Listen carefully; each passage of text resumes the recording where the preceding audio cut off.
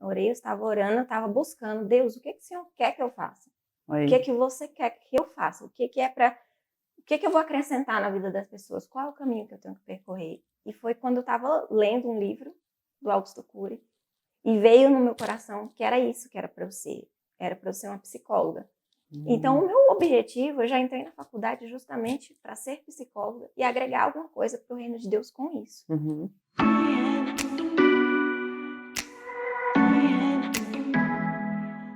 E hoje nós estamos recebendo uma pessoa especial aqui, a Letícia Ribeiro. Letícia, obrigado por estar aqui, viu? Imagina, é um prazer.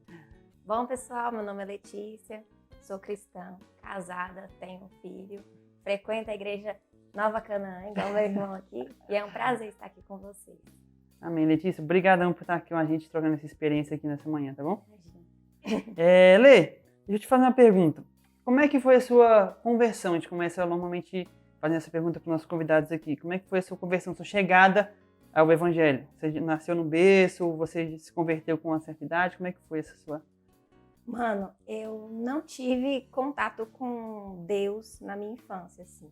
Uhum. Meus pais não são religiosos e eu não cresci num berço cristão, digamos, né? Uhum. Mas eu tive influências na minha juventude, na minha infância, de pessoas que já começaram a introduzir Cristo na minha vida, que foi a minha avó e minha tia-avó. Elas eram católicas. E elas foram as pessoas que começaram a introduzir a ideia de Jesus. Uhum. Mesmo que superficialmente elas falavam que existia um Deus que podia fazer tudo, e elas sempre rezavam, sempre oravam. E eu achava aquilo interessante, me chamava a atenção. Porque em alguns momentos elas passavam tempo comigo. Elas moravam lá na minha mãe. Uma ficava um tempo, depois ia embora e depois vinha a outra. E as duas, elas rezavam, né? Que católico costuma falar que rezavam. E eu dormia no mesmo quarto que elas. E eu via elas rezando. Isso foi plantando a sementinha dentro de você. Ali eu vi e falei, gente, que interessante. Elas estão falando com quem? Pra quê? Por quê?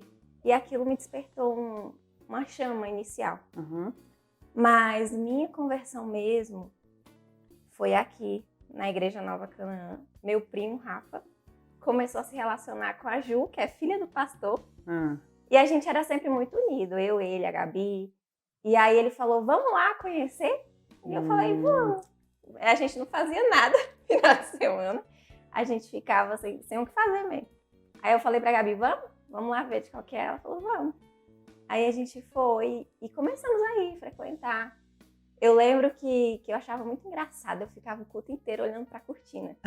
No fundo, a cortina era verde com marrom, era uma coisa assim muito chamativa. Eu ficava o culto inteiro olhando pra cortina. Eu não prestava atenção nas palavras, mas eu tava ali olhando pra aquela cortina.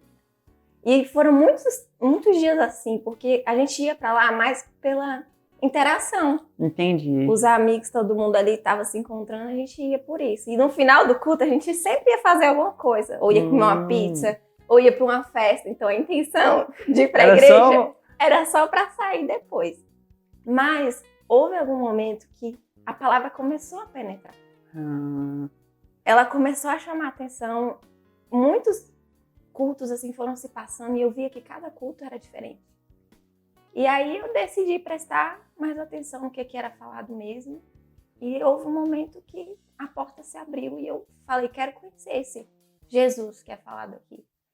A figura de Jesus, eu lembro que foi o centro para minha conversão. Porque eu pensei, eu quero conhecer mais desse cara. Ele foi assim, uau, eu falei, tem algo especial em Jesus que eu preciso descobrir. E aí começou o meu processo de aproximação. Então, eu acho que acontece com muita gente, né? Talvez está ouvindo a gente aí, o seu testemunho até parece com o da Letícia, porque a gente, às vezes, vai para a igreja por amigos, não é verdade? E aí, quando a gente está indo lá, do nada, Deus pega a gente ali, a palavra toca no nosso coração, e a gente é alcançado, a gente é mudado pela palavra. E deixa eu te fazer uma pergunta. Quando você aceitou a Jesus ali, começa um processo, tudo na vida é processo, né?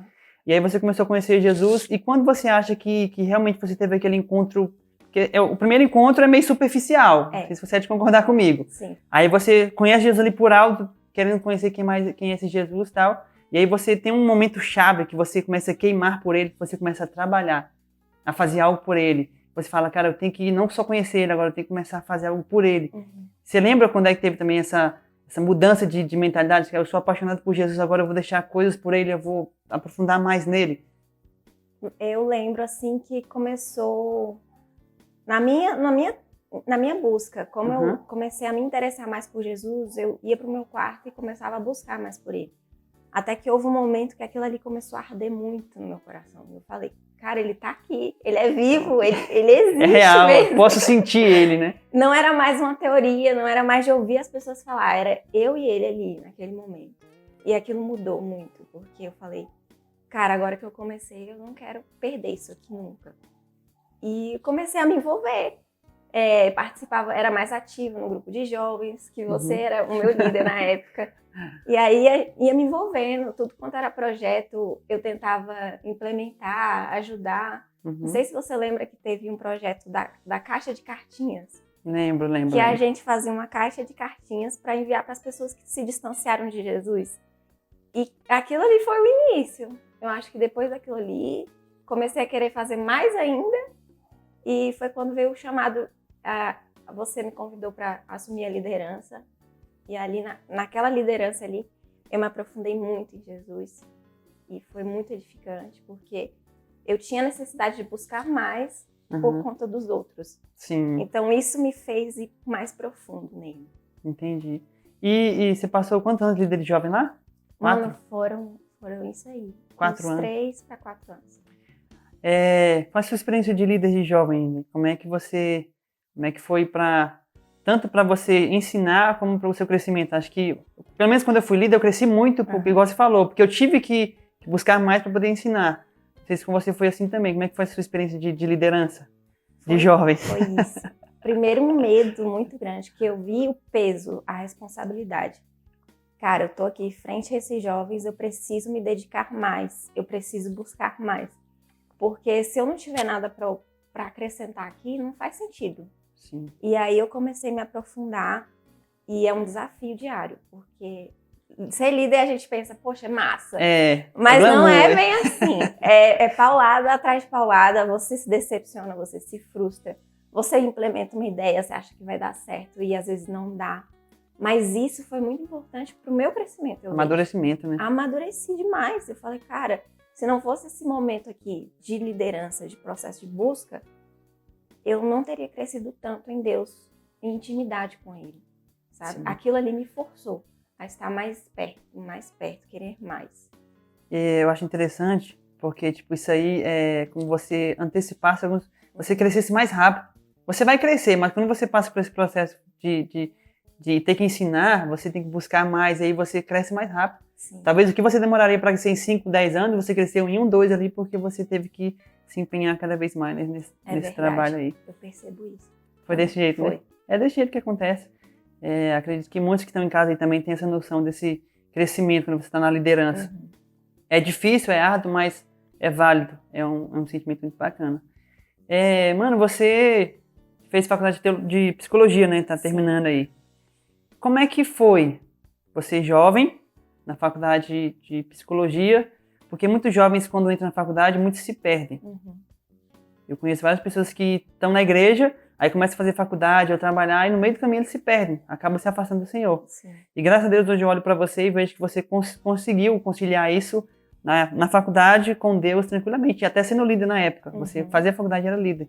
Sim. Como é que foi para você essa questão de estar na faculdade, permanecer íntegra ali com Jesus e não deixar esse amor, essa chama se perder no meio do caminho? Porque é muita atribuição, né? Sim. Como é que foi para você conciliar essa coisa aí? Quando eu entrei na faculdade justamente porque foi Deus que me encaminhou para isso. Eu fiquei 1 ano parada depois que me formei no ensino médio, buscando realmente direção do que fazer. Você orou antes? Você estava orando? Orei, eu estava orando, eu estava buscando. Deus, o que o Senhor quer que eu faça? Aí. O que você quer que eu faça? O que eu vou acrescentar na vida das pessoas? Qual é o caminho que eu tenho que percorrer? E foi quando eu estava lendo um livro do Augusto Cury e veio no meu coração que era isso que era para eu ser. Era para eu ser uma psicóloga. Então, o meu objetivo, eu já entrei na faculdade justamente para ser psicóloga e agregar alguma coisa para o reino de Deus com isso. Então, eu não via como uma coisa separada da minha vida cristã. era a minha vida também ali. Entendi. E então eu comecei a me aprofundar e perceber que muitas das teorias, muitas coisas, a gente já vê conhecia, na Bíblia. né? Já era vivido. Já, muitas coisas, Jesus já tinha ensinado sobre ansiedade, tem na Bíblia, depressão tem na Bíblia, tudo. Se a gente for procurar, e eu começava a comparar, falei, caraca. O bom é que você conciliava, né? Isso aí. Tem aqui, tá vendo? Jesus fala sobre isso também, tá na palavra, tem sobre isso. Não é nada que é incomum. E aí é você simplesmente se manter focado no que Deus quer fazer na sua vida e estudar com base nessa ótica, na ótica de Jesus, porque ele olha através daquilo ali. Uhum. Eu acho interessante que você falou aí, porque muitos jovens ou pessoas que estão na dúvida sobre o que fazer, ficam perguntando, o que eu vou fazer e tal. O primeiro conselho que a gente deixa pro pessoal aqui é ora. Ora. Às vezes a gente fica querendo tomar a decisão e esquece da coisa mais básica de tudo, que é orar. Sim. É pedir a Deus direcionamento e Ele dá. Outro ponto interessante também que eu acho é que a gente tem que orar e outra coisa, entender que esse nosso propósito tem que alcançar outras pessoas. Sim. Igual você falou, que você fez a faculdade porque você queria e Deus te chamou porque ia alcançar outras pessoas, ia investir para o reino isso. Uhum. Então, o nosso propósito tem que ser assim. Se você tá na dúvida sobre o que escolher aí, pense, cara, meu propósito está alcançando outras pessoas? Isso que eu estou pensando em fazer vai alcançar outras pessoas? Se sim, pode até ser que é Deus. Se não for, já pode pensar aí que talvez não seja isso que Deus quer para você. Porque assim como Deus fez com a Letícia, a questão de escolher a faculdade que vai abençoar o reino, assim Ele faz com a gente também. Tem que ser, né? Tem que ser. Tem que ser desse jeito. Tudo na nossa vida tem que estar voltada para a vontade de Deus, para a vontade do reino dele. O que Ele quer aqui. O que vai fazer crescer, o que vai acrescentar. E como é que você conseguia conciliar, mano? Seu devocional na época de estudo, você com as matérias dava, era muito puxado, tem que ter foco. Qual conselho você dá para a pessoa que está talvez aí fazendo faculdade e a pessoa se perde no tempo? Uhum. Tanta coisa para fazer, ir para a escola, e trabalho, e prova, não sei o quê. Como é que fica o tempo com Deus? Como é que você fez para conciliar? Qual foi a técnica que você usou nesse ponto aí? Mano, naquela época, eu lembro que eu era bem menos corrida, porque dava tempo. Agora com o filho a gente vê que tudo era menos corrido. Tudo era mais fácil. Naquela época eu tinha tempo. E é a primeira coisa. A gente entra na faculdade achando que vai ser muito simples, muito fácil. E não é. Se você entra ali sem foco, sem objetivo, sem dedicação, você vai se perder. Sim. Não é porque Deus te encaminhou para aquilo ali que você não tem que fazer sua parte. Sim. Ele te encaminhou para aquilo ali, mas você tem que se dedicar. É você que vai fazer a aprovação acontecer. Sim. E eu me deparei com vários desafios, várias coisas que me demandavam mais estudo, mais atenção. E, enfim, eu dependia também da presença de Deus. Então, eu sempre conciliei, nunca deixei de fazer meu devocional, sempre antes, né, de começar os estudos, sempre fazendo Deus presente ali também. Primeiro. Exatamente. Porque se ele não tá na frente das coisas, nada vai dar certo. Eu acho que é questão de prioridade, né, mano? Sim. Porque, tipo, se você colocar... Eu tenho faculdade e tenho Deus. A gente tá falando de Deus, a gente não tá nem falando de igreja, tá falando de prioridade. Sim. Tem faculdade, tem Deus, tem Jesus, buscar Ele. E você colocar a faculdade primeiro, Jesus vai ficar em segundo plano. Agora, o segredo é, coloca o que a Bíblia fala? Buscar primeiramente o reino de Deus. Ele não fala que você não pode buscar uma faculdade, um trabalho novo, algo novo. Não. Pode fazer o que você quiser. Mas coloque Deus como prioridade. É verdade. Eu acho que esse é o segredo. Eu falo porque eu também já fiz várias coisas e quando você coloca Deus em primeiro lugar, é muito diferente, cara. Dá certo, né? É muito diferente. O que custa você acordar, tipo, meia hora mais cedo, uma hora mais cedo? Ah, tenho que estudar 8 horas da manhã, vou começar a estudar. Cara, acorda 7. Sim. Faz seu devocional ali, lê sua Bíblia, ora um pouquinho. Eu tenho certeza que muda tudo, pessoal. Se você tiver noção, faz o teste na sua casa aí. Você tem alguma coisa muito importante para fazer, acorda mais cedo. Acorda meia horinha mais cedo, vai orar. Lê sua Bíblia, um capítulo da Bíblia, rapidinho lê. Lê lá, eu tenho certeza que Deus vai mudar a sua vida. O seu dia vai ser totalmente diferente. É verdade. Eu lembro até que no ônibus eu ia escutando louvores ou lendo alguma passagem, sempre estava ali conectada. É a gente entender que Deus não se separa de nada. Sim. Não, ele está em tudo. Porque às vezes a gente pensa, eu sou cristão, mas a minha vida com Cristo se resume ali, à igreja. Não, sua vida com Cristo se resume à sua faculdade, ao seu trabalho, à sua família. Ele está em tudo. É você viver exatamente isso, com ele no centro. E você deixar ele fluir em tudo que você faz. Eu aprendi que a gente não tem que pegar as pessoas do mundo e colocar dentro da igreja de uma bolha. Uhum. A gente tem que pegar as pessoas, colocar em Jesus nela e mandar para o mundo. Sim. Ou seja, é você ir para a igreja, você citar Jesus, conhecer a Ele e levar Ele para a sua faculdade, seja de psicologia, de engenharia, do que quer que seja você está fazendo. É você pegar Jesus e levar para lá. Porque a gente não vai viver fechado dentro da igreja todos os dias, mas a gente vai viver no mundo com pessoas, lidando dia a dia com elas. Eu acho que esse é o ponto importante, Verdade. a gente poder aplicar isso. Muito verdade. Então, fica esses segredos para vocês que estão em casa aí, sobre como conciliar o tempo. Coloca Deus em primeiro lugar. E é igual o pastor falou, um pastor aqui, o Adriano Garcês, falou, que tempo não se tem, tempo se cria. É igual a Letícia fez no ônibus, ouvindo música. Eu faço muito isso no carro. Toda vez que eu estou indo para o trabalho, voltando, ou indo para algum lugar longe, eu ponho um podcast, eu ponho uma pregação, eu ponho algum louvor e eu vou adorando ali, eu faço um momento com Deus ali naquele instante. É você aproveitar seu tempo, pessoal. Um conselho para vocês, está na fila do banco, em vez de ficar ali olhando para a parede ou mexendo no WhatsApp, leva um livro, vai ler. Eu fiz muito isso quando eu ia acompanhar a Alice no pré-natal. A gente ia, e quando a gente ia pro pré-natal, a ginecologia, ela demorava demais. Eu já levava um livro, já levava a Bíblia.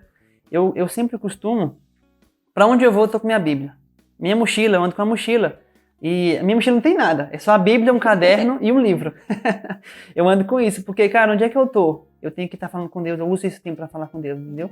Então a gente não tem desculpa para não falar com Deus. A gente pode criar o tempo para falar com Ele. Mano, eu sei que na vida a gente passa por vários momentos difíceis, vários. Isso aí a gente não tem como fugir deles. E eu acredito que você, assim como eu, já passou por vários. Você olhando assim, olhando para trás, refletindo, qual momento assim que você falou, cara, esse momento foi um dos momentos hoje que eu tive que me apegar muito com Deus, senão não daria conta de passar. Você lembra assim um momento mais profundo com Deus que você passou? Foi tão difícil que falou, só Deus para me ajudar aí. Você se apegou com Ele para poder passar. Mano, eu passei por vários processos e várias coisas difíceis. E principalmente no início da conversão, eu achei que essas coisas iam me desfalecer, iam desmotivar a minha fé. O meu primo, que me levou a gente para a igreja, ele faleceu.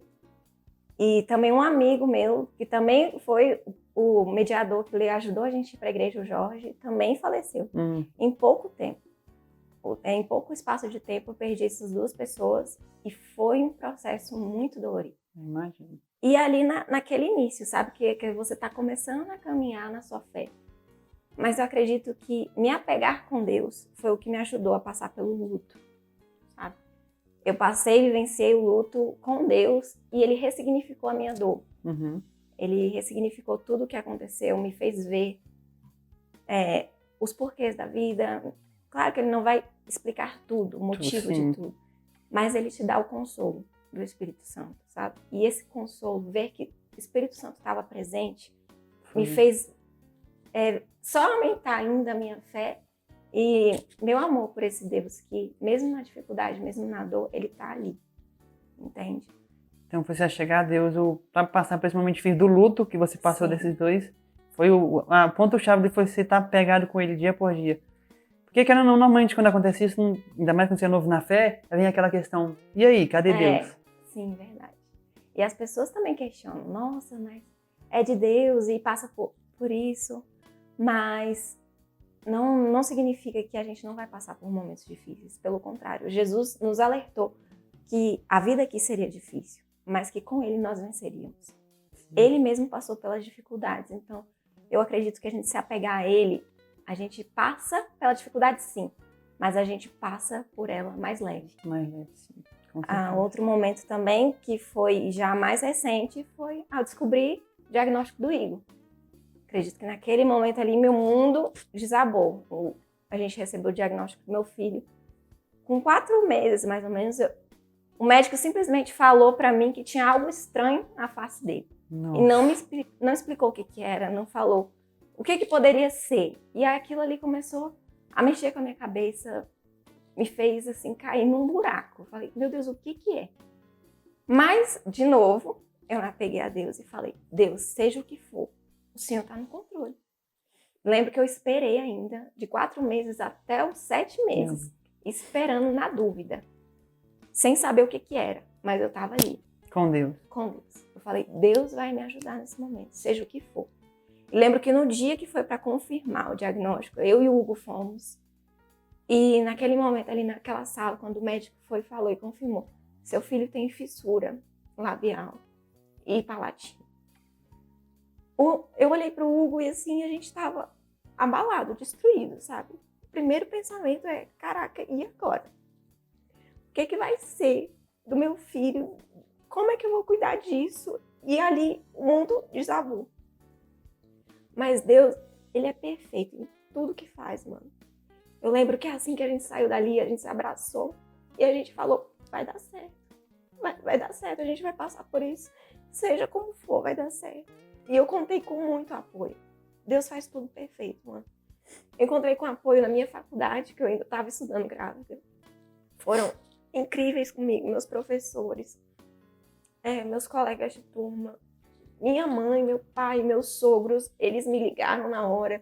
Foram assim um amparo profundo. Eu lembro que eu chorei no colo da minha mãe. Liguei para vocês, que são nossos amigos íntimos.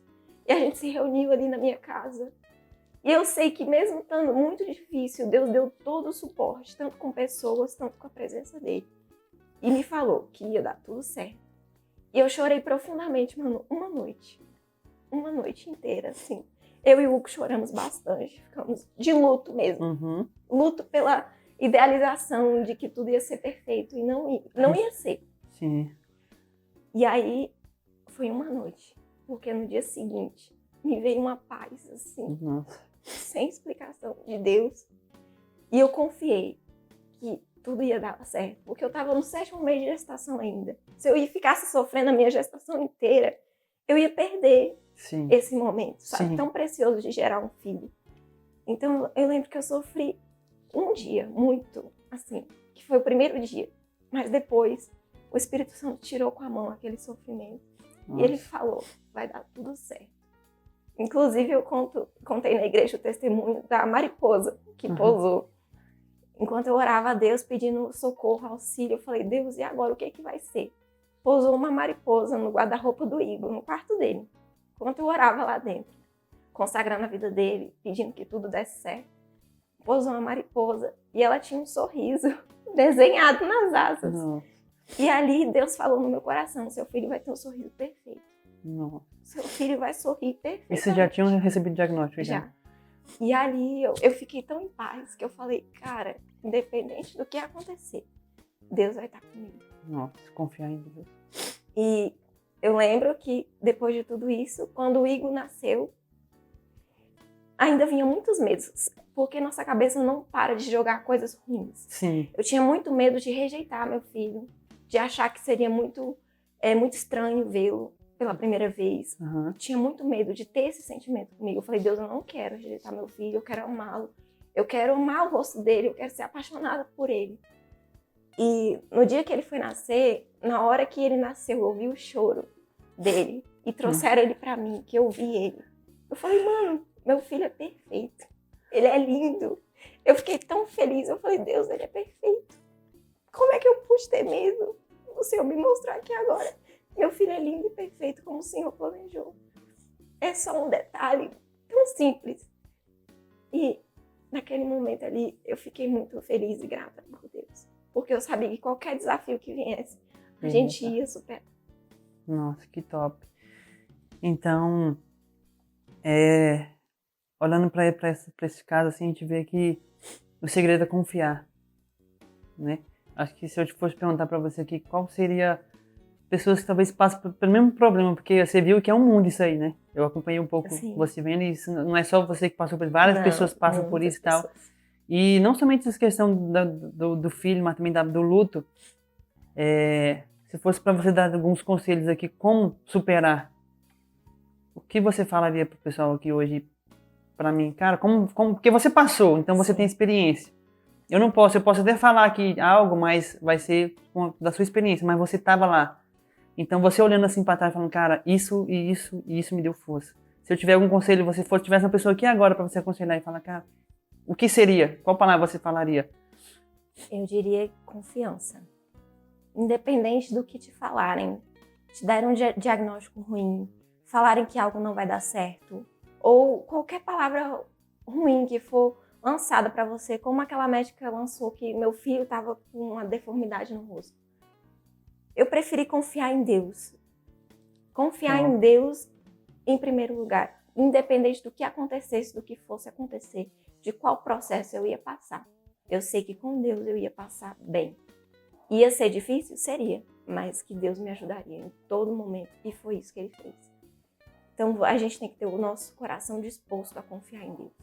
E se lançar nessa confiança a Ele. Se lançar completamente assim como Pedro foi naquelas águas. Andou sobre elas, porque confiou. Olhou para Jesus e confiou. A gente tem que sempre manter os nossos olhos nele e confiando. Que top. Saber que tá no controle de tudo, né? Independente de ser a nossa vontade ou não. Sim. É igual a gente escuta aquela música, se Deus fizer, Ele é Deus. Aquela música também que fala que se Deus disser sim, eu aceito. Se Deus disser não, pra mim tá perfeito. E, mano, eu vejo que... Eu vou te contar uma coisa aqui. Uma das épocas que eu mais orei na minha vida pedindo a Deus milagre foi por causa de vocês. Tanto de vocês. Teve duas coisas na minha vida que eu orei muito a Deus pedindo. E foi de vocês e foi da época do John, quando ele perdeu o filho dele. E a gente fica triste, cara, muito triste. E aí é quando você se apega com ele, aí a gente entende que às vezes Deus não vai fazer a nossa vontade sempre. Porque Deus não quer criar filhos mimados. Sim. E Ele sabe que em certos momentos vai nos fortalecer, entendeu? E eu aprendi, amadureci muito, entendi que às vezes Deus vai me ouvir, minha petição às vezes não vai. E a gente clamou, cara, eu lembro que eu orava pelo Igor, como eu orava pelo Igor, meu Deus do céu, eu falava, Deus, eu creio que você é um Deus de milagres, o Senhor pode fechar essa fenda lá dentro da barriga dele e tal. E eu ficava ansioso para quando ia fazer a ultrassom que via ele e tal. E aí chegava no momento e não, tá lá ainda e tal. E a gente às vezes fica com essa dúvida. Então eu queria ensinar para você o seguinte, às vezes vai acontecer isso. Às vezes você vai orar por algo e não vai acontecer. Mas não é que Deus perdeu o controle, muito pelo contrário, Deus está tão no controle que Ele sabe que isso é o melhor processo para te amadurecer, para te fazer estar mais próximo dele, sabe? Sim. Então isso também me marcou muito. Eu acredito que é válido contar essa experiência pessoal, porque às vezes a gente só conta que a oração orou e deu certo. E não é simples assim, né? Às vezes não vai dar certo. Mas é porque talvez você precise passar pelo processo. E no caso do Igor, eu vejo que todos nós que convivíamos com ele precisávamos dele, da maneira que ele veio. Ele acrescentou muito na nossa família. Ele veio com um sorriso imperfeito, que não era imperfeito, a gente se apaixonou pelo sorriso dele fissurado. Lembro que eu olho as fotos assim de saudade. É como se a gente conhecesse nosso filho de uma forma, e aquela forma ali sempre vai ser marcante, vai ser sempre o seu amor, o jeito que ele nasceu. Ele transformou nossa família, sabe? Ele mostrou, em tempos de superficialidade, mano, em que a aparência importa muito, Sim. Ele mostrou que o que vale realmente não é isso. O que vale é o amor, é a união, de estarmos juntos, é toda essa dedicação da família, porque todo mundo se envolveu para ajudá-lo de alguma forma. Vocês oraram, outras pessoas oraram, tantas pessoas se mobilizaram, e olha, essa mobilização é muito maior, talvez, que se o milagre tivesse acontecido. Sim. Muita coisa foi envolvida e tratadas. Eu acredito que dentro de mim Deus tratou muitas coisas com o Igor, entende? E na minha família também. A gente vê o agir de Deus assim profundamente em tudo que aconteceu nesse processo. Então é isso. Às vezes não vem o milagre, a cura, porque você precisa do processo. Sim, verdade. E é interessante porque isso vai nos amadurecer. Isso aí nos fortalece cada dia mais. E a gente vai vendo que Deus não age do jeito que a gente quer. Mas Ele cuida de todos os detalhes. Sim. Porque eu olho hoje e vejo como que Deus cuidou do I, como Deus cuidou de vocês, como Deus planejou tudo. A gente achava que Deus tinha abandonado a gente. Eu falo a gente porque eu estava também envolvido nessa questão. E quando você vê Deus planejando cirurgia, Deus cuidando de consultas, de tudo, a gente vê, cara, como que Deus às vezes faz as coisas. Pra gente acha que tá do jeito errado. Sim. Mas Deus, Ele sabe, cara, calma. É igual você falou, confia, porque calma, Deus tá no controle de tudo. Então a gente olhando pra essa história é muito, muito, muito impactante. Mano, e pra gente encerrar aqui nosso papo, eu queria que você só comentasse com a gente como é que você faz seu devocional hoje. Hoje, sendo mãe, sendo dona de casa, eu sei que o tempo é escasso, como é que você busca ter esse momento com Deus?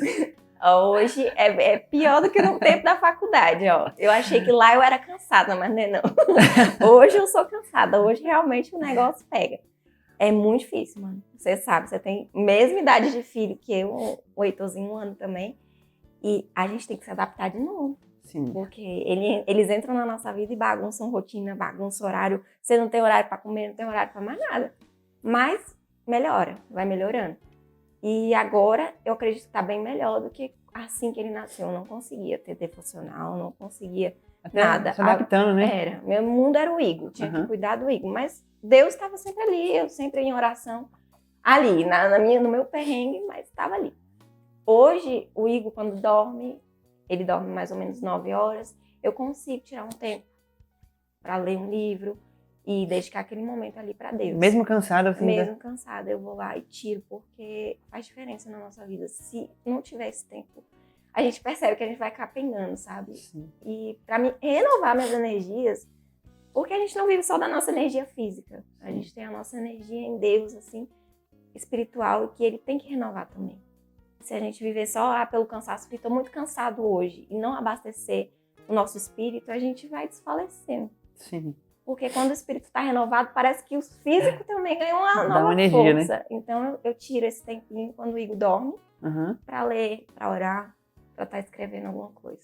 Todo dia você tenta manter essa Sim. Tem dias rotina. que não dá certo.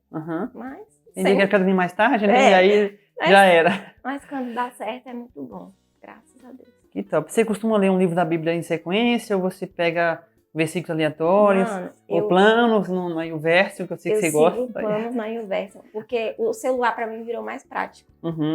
Porque o celular tá ali com você o tempo todo, então quando eu tenho um tempinho de ler, eu leio ali um devocional na YouVersion, sempre tem uns planozinhos lá, eu acho muito bom. E eu tô lendo lá também um plano de leitura bíblica anual. Então eu vou seguindo de acordo com ele vai me mostrando lá.